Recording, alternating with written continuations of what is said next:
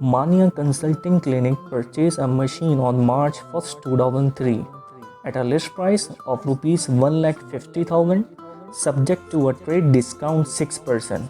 The credit term was 210 and 30. The payment was made within the discounted period.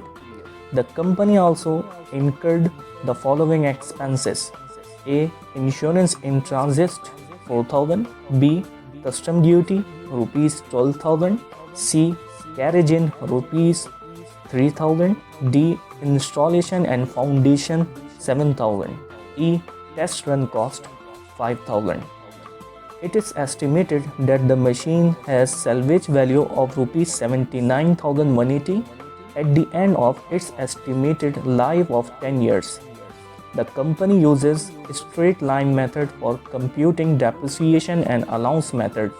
To record depreciation, company's accounting year ends on December 31st each year. Required 1. Compute the cost of machine. Number 2. Compute and record depreciation for the first 2 years.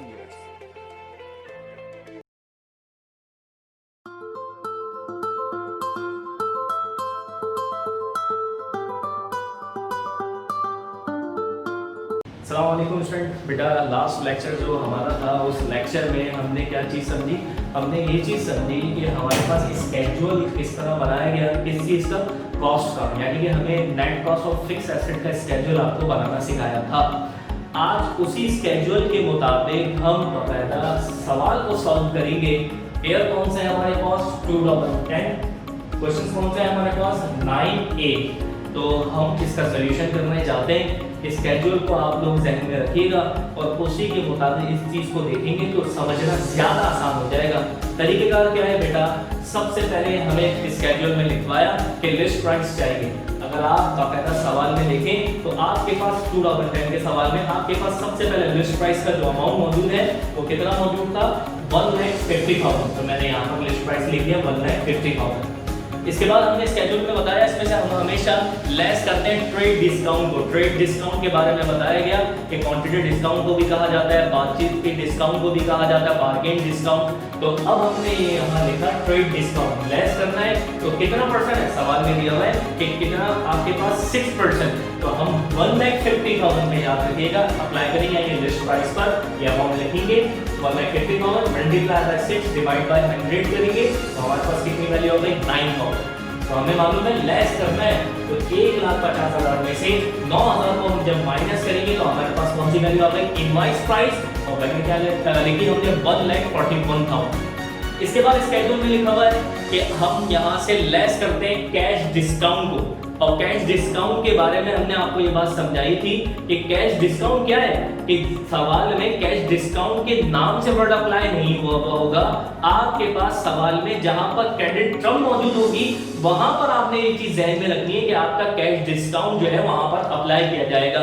जैसे अगर मैं सवाल में देखूं तो यहाँ लिखा हुआ है the credit term was 210 and 30। तो इसका मतलब हुआ अगर आप 10 दिन में पेमेंट करेंगे तो आपको कितना परसेंट डिस्काउंट मिलेगा? 2%। और आगे लिखा हुआ है 30 डेज में करेंगे तो एंड आपको कुछ नहीं मिलना, नॉट यानी कोई अमाउंट आपको यानी डिस्काउंट नहीं मिलना।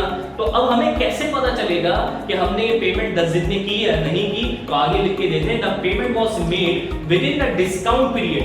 कहते हैं कि आपने ये पेमेंट जो की है वो डिस्काउंट पीरियड में कर दी। तो इसका मतलब हुआ आपको कितना डिस्काउंट मिला? मजीद 2%। और क्रेडिट टर्म की वजह से हमने जैसे समझाया कि इसको हम यहाँ लिखेंगे कैश डिस्काउंट। अगर यही पेमेंट आप 10 दिन के बाद कर रहे होते तो यहाँ पर हम कैश डिस्काउंट को नहीं लिखते क्योंकि ये जो शर्त दी थी वो सिर्फ 10 दिन के लिए दी थी। तो इसलिए उसने कहा कि पेमेंट जो है वो ऑन टाइम की गई है यानी विद डिस्काउंट की गई है। तो इस वजह से हमने 2% अप्लाई किया। अच्छा ये अमाउंट किस पर होगा? यानी इनवॉइस प्राइस लिखेंगे 1,41,000। मल्टीप्लिकेशन दी हमने कितने? 2% से। जैसे अप्लाई करेंगे वही मल्टीप्लाई 2 डिवाइड बाय 100 हमारे पास वैल्यू आई 2,820। तो अब इस वैल्यू को इसमें से माइनस करवाया तो ये हमारे लिए क्या कहलाती है? Net cash price. स्केड्यूल में लिखा हुआ है, सारी तफसील पूरी है। तो अमाउंट कितना बना? 1,38,180। तो ये हमारे लिए नेट कैश प्राइस आ गई। स्केड्यूल में लिखा हुआ है। इसके बाद हम ऐड करते हैं सेल्स टैक्स को। आपके सवाल में पूरा अगर मैं पढ़ता हूँ तो कोई भी हमारे पास सेल्स टैक्स मौजूद नहीं है। इसके बाद हम हेडिंग बनाते हैं ऐड कैपिटल एक्सपेंडिचर। जब सेल टैक्स नहीं है तो फौरन नेक्स्ट हेडिंग पर आ जाएंगे ऐड कैपिटल एक्सपेंडिचर्स। हमारे पास कैपिटल एक्सपेंडिचर कौन कौन से, हमने जैसे आपको समझाया कि कैपिटल एक्सपेंडिचर वो होते हैं जो कंपनी या कारोबार करने वाला एक दफा एक्सपेंस करता है और जिससे वो फायदा जो है वो यकीनन लॉन्ग टर्म तक हासिल कर सकता है। जैसे एग्जांपल दी थी मशीन का खरीदना कैपिटल एक्सपेंडिचर है। क्यों है? क्योंकि आपने मशीन पर एक दफा पैसा लगाया, एक दफा आपने इन्वेस्टमेंट किया, एक दफा आपने एक्सपेंस किया, उसके बाद आप इससे फायदा 10 साल 5 साल इतने 15 साल इतने टाइम तक हासिल कर सकते हैं। तो इस चीज को हमने कैपिटल एक्सपेंडिचर कहा और तफसील मैं यकीनन लास्ट लेक्चर में समझा चुका हूं इस बारे में भी। तो अब हम यहां पर डायरेक्टली क्या कर रहे हैं, ऐड कैपिटल एक्सपेंडिचर्स, इसको हम अदर एक्सपेंडिचर्स भी कहते हैं। नंबर 1 स्केड्यूल में लिखे हुए एक्सपेंस, फिर भी यहां पर बात समझ लेते हैं। इंश्योरेंस इन ट्रांजिट यकीनन कैपिटल एक्सपेंडिचर में लिखवाई हुई बात तो लिख लिया इंश्योरेंस इन ट्रांजिट आपके पास 4000। फिर कस्टम ड्यूटी इंपोर्ट ड्यूटी लिखवाया हुआ था, कस्टम ड्यूटी 12000। कैरेज इन ट्रांसपोर्टेशन को कहते हैं तो कितना amount 3000। Installation and foundation installation charges आपके पास 7000। टेस्ट रन कॉस्ट कितना अमाउंट 5000। तो इसका मतलब हुआ यहाँ पर जो सवाल में एक्सपेंडिचर्स दिए गए हैं तमाम एक्सपेंडिचर कैपिटल है और ये एक्सपेंडिचर्स मैंने आपको स्केड्यूल में भी लिखवाए हुए और वहां पर मैंने आपको समझा भी दिया था ये कौन कौन से एक्सपेंडिचर्स होते हैं। और जिन्होंने अभी फर्स्ट टाइम ये लेक्चर मेरा सुन रहे तो वो पहले मेरा प्रीवियस लेक्चर भी लाजमी सुन लें ताकि ये बात उनको और बेहतर तरीके से समझ आ जाए।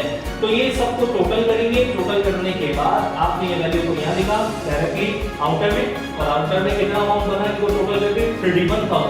अब 1,38,180 में ये वैल्यू को जब हम ऐड कराएंगे क्यों, क्योंकि आपकी कॉस्ट को ये एक्सपेंडिचर क्या करते हैं बढ़ा देते हैं, इसलिए हम ऐड कर रहे हैं। जैसे हमने इस वैल्यू को इसमें ऐड किया 1,69,180 तो ये टोटल अमाउंट हमारा बना नेट कॉस्ट ऑफ मशीन। तो इसका मतलब हमारी जो मशीन की जो प्योर कॉस्ट थी यानी नेट कॉस्ट थी जो हमें मशीन जो है जितने अमाउंट की हासिल की गई टोटल फाइनली अमाउंट में वो कितने अमाउंट में 1,69,180। इसी अमाउंट पर अब डेप्रिसिएशन कैलकुलेट होता है। जैसे बार बार आपको बताया कि मेथड में जो फॉर्मूले लिखे हुए हैं उनमें सबसे पहला वर्ड है कॉस्ट, तो ये कॉस्ट आ गई फाइनल कॉस्ट।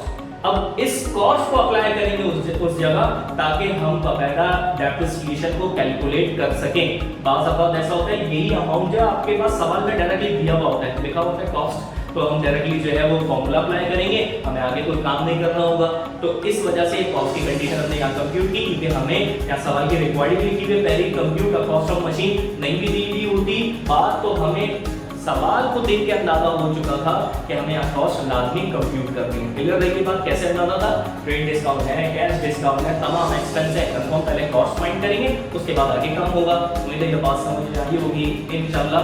अभी यकीनन इसका नेक्स्ट लेक्चर भी जो है वो आपको समझाया जाएगा, उसमें हम डेप्रिसिएशन को कैलकुलेट करेंगे। जैसे इसी सवाल में दी गई बात स्ट्रेट लाइन से हमें डेप्रिसिएशन को कैलकुलेट करना है। क्लियर रही बात, इसको कॉपी करना है आप लोग।